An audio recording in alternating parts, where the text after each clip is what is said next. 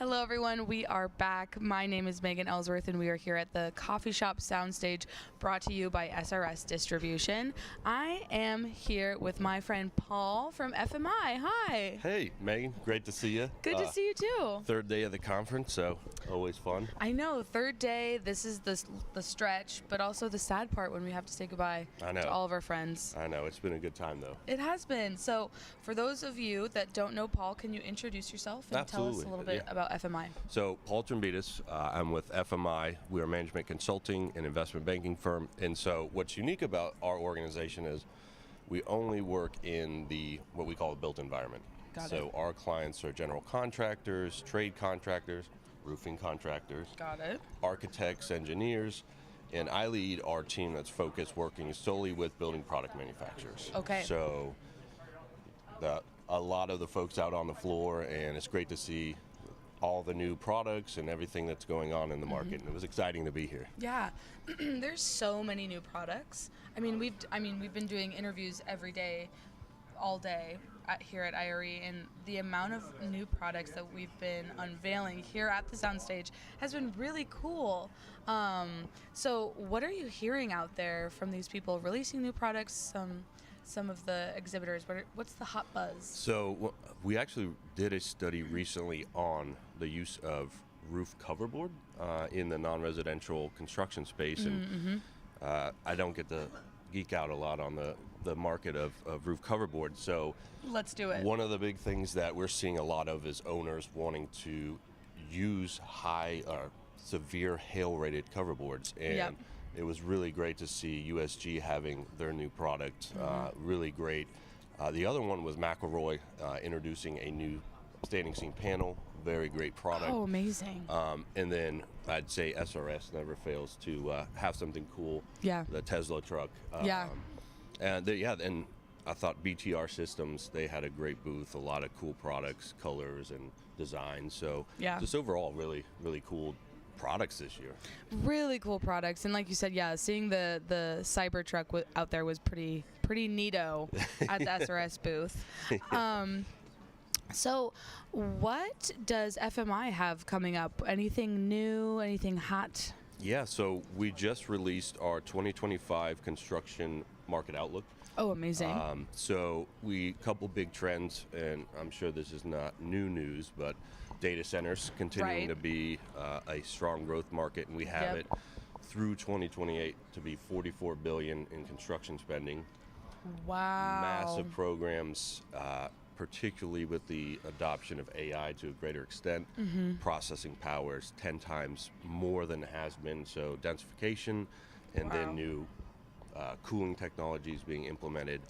The other big one, as we've seen over several years now, is the efficiency, sustainability, and recyclability of products, particularly in the roofing space. Seen a lot more manufacturers focus on the recyclability of their products, so really great to see that here. Yeah. And then as far as when we look at other bright spots, healthcare, education, warehouse, seeing a lot of favorable uptick. So there is certainly some optimism in the marketplace. I think this quarter it's a little bit of uncertainty. Big questions that I've walking the floor and talking with folks is tariffs. And so ding, ding, ding. That's a big one, and I think yet to be seen impacts, but that is certainly one of those factors that are coming into play. And the other piece would be just the continued level of investment from private equity. We have a team that's focused strictly on working with private equity firms. Oh, interesting. And did diligence on potential acquisitions in the construction space. Okay. And right now we have 3 that are focused on roofing contractors and manufacturers. So it's a very attractive market, and the level of investment just continues to grow. Wow. It really is interesting. I feel like that kind of started last year almost, all these different acquisitions, SRS and Home Depot, and roofing companies too. What do you see how do you see that affecting the industry moving forward? Well, we see a lot more opportunities for consolidation. Firms want to be more vertically integrated. Yeah.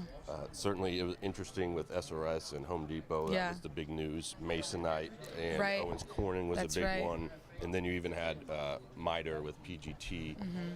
But I think there's a lot more that we see on the smaller, whether that's the electrical distributors or the roofing contractors, landscape contractors, that building platform organizations. And I think it's going to help firms potentially to scale, add in new technology, Yep. increase their sophistication. So Yeah.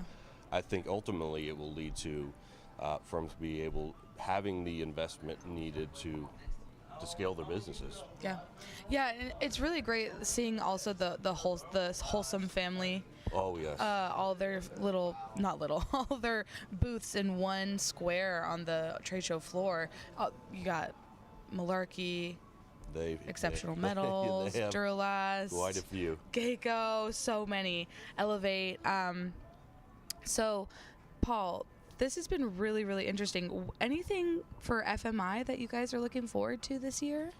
So I think for me personally, I've worked with the Metal Construction Association doing the annual yes. outlook for metal wall and roof. Amazing. And so it's always, for me, I love seeing just the growth that we see in the representation of metal firms here. Yeah. And what was really cool to see, Beacon, they made 6 acquisitions in the metal space this year. Oh, really? And so that was cool to see a lot of their firms represented. And I think that's, and one of the things I had mentioned to Heidi is in the last year, we've had 10 plus firms from outside the U.S. reaching out, wanting to understand how they can get into the metal market in the U.S. So there's a lot of activity. That seems to be a very attractive space.